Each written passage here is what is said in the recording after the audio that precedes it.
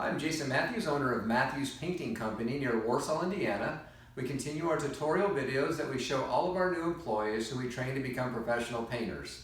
We're going to actually talk about pole sanding today.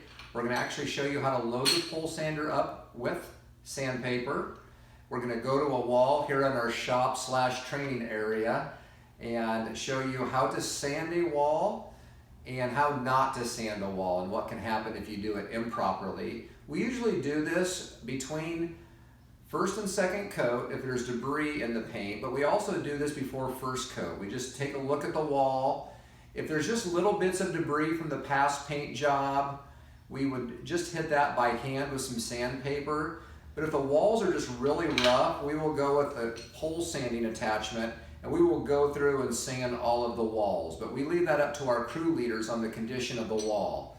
And then after first coat, we will actually look and see if any debris got in our paint so that we can hit that with a pole sander. But usually it's just a little spot sanding at that point with some 120 grit sandpaper. So if the camera could come in close, the first thing we need to do is we need to cut our sandpaper to size. This is 120 grit, which is typically what we use for pole sanding. We would use a 100 grit, which is a little more coarse if we had more debris in the wall. Now this is an old table, so I don't care, but make sure you do not do this on a customer's counter or table. You would want to do this on a cardboard box or on our own equipment or out in the van.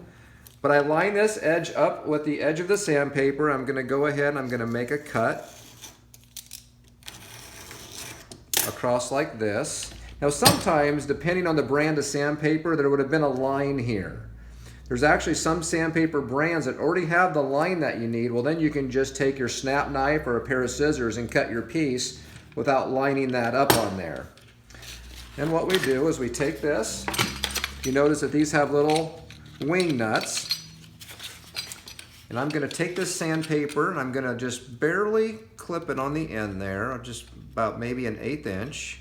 It does stop right on that threaded stud right there. And I do try to line it up even. So once that stops on the threaded stud, I'm going to go ahead and tighten that wing nut down. Then I'm going to bring this around. Now, again, I like to look to make sure I'm not off-centered like this. And here's where I use my body a little bit. I'm going to bring this up and tuck it under there like this. And notice I'm off-center right now. So this is where I spend a little bit of time bringing it back, looking. We have a little bit of buckling going there. I'm really trying to push it down in there good. Still a little bit of buckling. Now you could tighten that down, that probably would be okay. But at times, I will go ahead and just tear a little notch in here. What that does is it allows it to bypass this threaded stud a little bit. And it sometimes allows me to get in a little tighter. Let's see if it'll do that here. There we go. A little bit. A little bit. We're going to go ahead and tighten this down.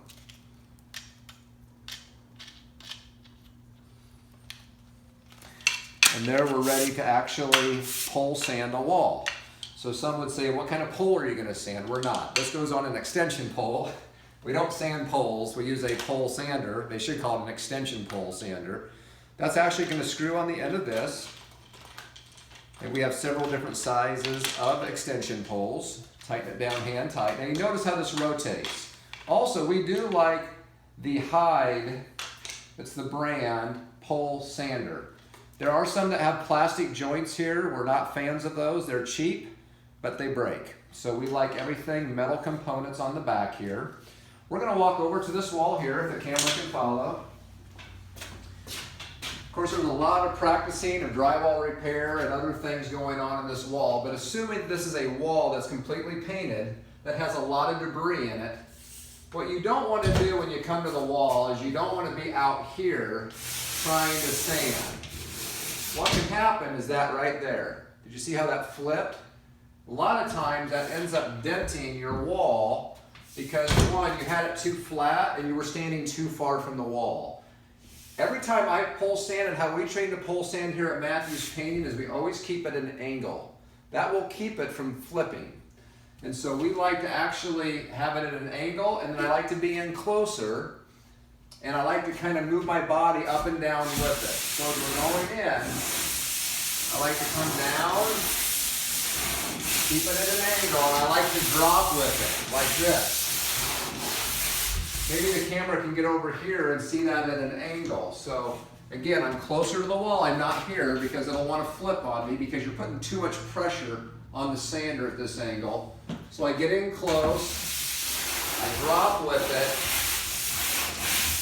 and I sand my wall like this. And you can really get going pretty fast. Keep that at an angle, and you're dropping your body and bending your knees with that. That works the best for pole sanding a wall. Now this repair, again, ignore. This is not what we do to sand our repairs. We actually do those by hand. We use these sanding sponges here and angled ones as well. This is only when we're sanding debris from a wall. So if you like what you saw, give us a thumbs up on our YouTube page, or you can contact us at matthewspainting.com.